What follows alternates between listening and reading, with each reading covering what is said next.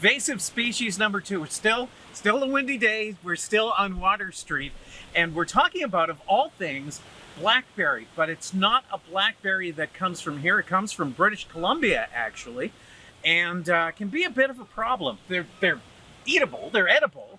They don't taste like, they're not toxic. They do have a sourness that you don't find in our particular blackberries, but they are an issue. So Dave, tell us about this one.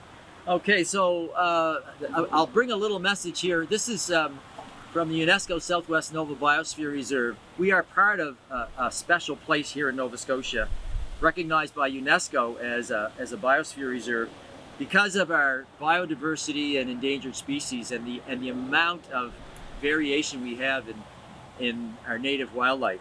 So when an invasive species comes in, it's something we want to look for. This was identified just this summer in Yarmouth by Dr. Nick Hill. He's our lead person with our project with the Southwest Nova Biosphere Reserve.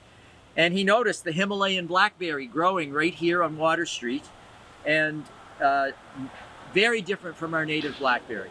So this was introduced from Europe, or from Asia into BC, and from BC it became introduced to Yarmouth back in the 1970s.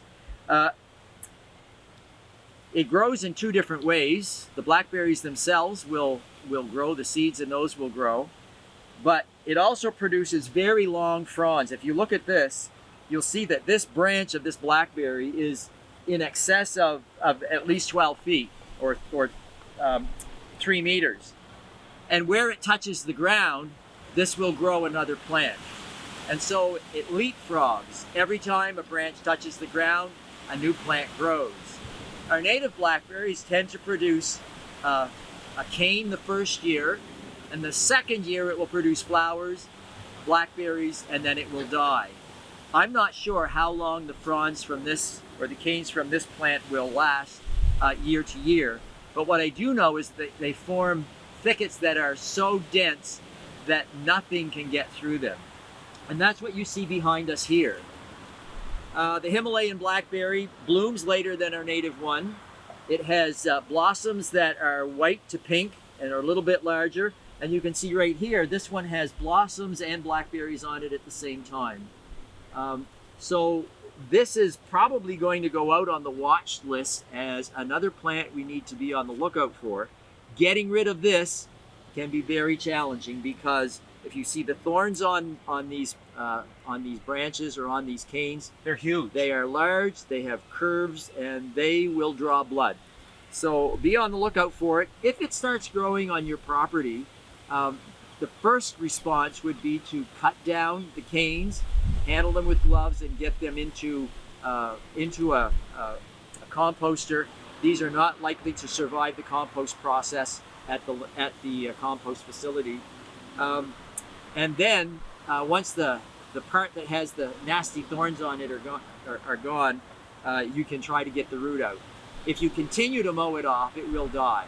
And so that is another way to control it. But another invasive species that we find making its home in this part of the world, it is following the rail trail, and it appears to be spread by birds. They eat the blackberries, take the seeds with them, and then they are attracted to the roses that grow along the trail. When they snack on the roses and they drop the blackberry seeds, these start to grow. And so you'll often find these and those multiflora roses growing together up along the rail trail as you go from Yarmouth, from the main line here in Yarmouth, up towards the Dayton area. It's becoming quite prolific up there. So that's your word from Yarmouth Communities in Bloom and the UNESCO Southwest Nova Biosphere Association for today. Thank you.